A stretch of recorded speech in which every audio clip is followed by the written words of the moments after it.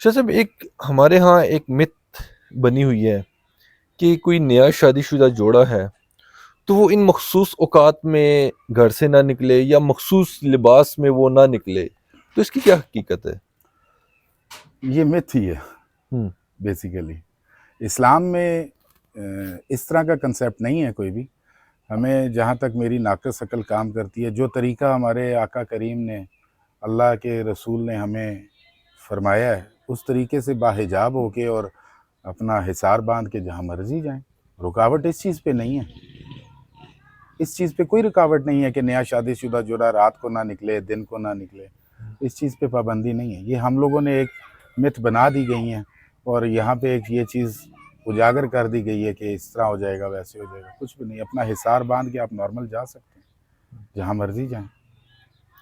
ہمارے یہاں شاہ جی یہ بھی دیکھا جاتا ہے کہ کوئی حاملہ خاتون ہے تو اس کے بارے میں بڑی خواتین جو ہے نا وہ کیئر کرتی ہیں کہ اس کو ان اوقات میں باہر نہیں جانا، یا کوئی اگر کوئی معاملات ایسے ہیں کہ جیسے کوئی فوتگی ہو جاتی ہے اس پہ نہیں جانا، یا کوئی ایسا سایہ ہو جائے گا، بچے پہ کوئی فرق پڑ جائے گا. تو یہ اس کے بارے میں بھی شاہ جی بتائیں. دیکھیں، فوتگی یا کسی بھی گھر میں ہو سکتی ہے واقعہ. ضروری نہیں ہے کہ آپ کہیں جائیں ہی نہ.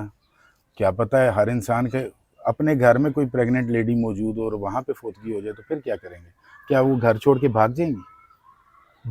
میں نے آپ کو ایک چیز پہلے بھی پروگرامز میں ذکر کیا ہے کہ ہم لوگوں نے بہت ساری چیزیں جو یہاں پہ کیونکہ کلچر تھا ہندوازم کا، وہاں سے اڈاپٹ کی گئی ہیں. یہ چھلا. اب آپ ویسٹ میں چلے جائیں تو جو ویسٹ کی لیڈی ہے وہ ادھر بیبی ڈیلیور کرتی ہیں، اور آفٹر تھرڈ ڈے، دوسرے دن یا تیسرے دن وہ بیگ میں ڈالا ہوتا ہے بچہ اور وہ اپنا چل پھر رہی ہوتی ہے. ٹھیک ہے، ایسا اس طرح کی چیز ہمیں اسلام میں نہیں ملتی. ہاں، احتیاط ضروری ہے. احتیاط یہ ہے کہ آپ جو کچھ، کیونکہ ڈیلیوری کے بعد کچھ دن ایسے ہیں جس میں لیڈیز کو احتیاط کرنی چاہیے، کیونکہ ان کا وہ جو ایک پیریڈ ہے اس ٹائم تک، جب تک وہ نہا نہیں لیتی، پاک نہیں ہو جاتی، تب تک احتیاط ضروری ہے. ٹھیک ہے، اور اگر کہیں آنا جانا پڑتا ہے تو وہ جا سکتے ہیں، اپنا آیت الکرسی پڑھ کے جائیں. مین چیز تو یہ ہے کہ آپ خود کتنے اس چیز کے پابند ہیں. ہم اگر لوگوں کے گھر جانے سے ہم منع کر دیتے ہیں، نہیں جانا جی پچھاما ہو جائے گا، نہیں جانا جی آپ کے ساتھ یہ ہو جائے گا، تو کیا یہ واقعہ اگر ہمارے اپنے گھر میں ہو جائے تو کیا ہم اپنے گھر کی لیڈیز کو یہ کہیں گے نہیں ابھی ہمارے گھر میں فوتگی ہوگی ہے تو آپ دوسرے گھر میں چلے جائیں؟ جب ہم اپنے پہ امپلیمنٹ نہیں کر سکتے تو ہم کسی کے گھر کے لیے کیوں امپلیمنٹ کر رہے ہیں یہ چیز؟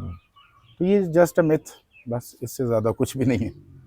جیسے کچھ لوگ کہیں فوتگی ہو جاتی ہے تو بڑی احتیاط کرتے ہیں، جانے سے کتراتے ہیں. خاص طور پہ آج کل اگر دیکھا جائے تو بچوں کے حوالے سے بڑا کتراتے ہیں کہ بچوں کو نہیں لے کے جانا، بچے ڈر جائیں گے، یا بچوں کے اندر ایک خوف کی کیفیت طاری ہو جاتی ہے. تو دیکھیں، ایسا کیوں ہے؟ ایک کلچر ڈیولپ کر دیا گیا. اب فوتگی پہ ظاہری بات ہے، فوتگی سے انسان عبرت حاصل کرتا ہے نا. ہم نے فوتگی سے ڈرنا کس لیے؟ ہر انسان کا جو مقصد زندگی کا ہے اور اس کی منزل جو ہے وہ موت ہے. اس کی منزل تو آخری موت ہی ہے نا. تو پھر ہم بچوں کو وہاں پہ لے کے جاتے ہیں تو ہم اس کو عبرت دلائیں کہ بیٹا انسان اس دنیا میں بے شک بادشاہت پہ بھی بیٹھ جائے تو آخر اس کا مقام یہی ہے.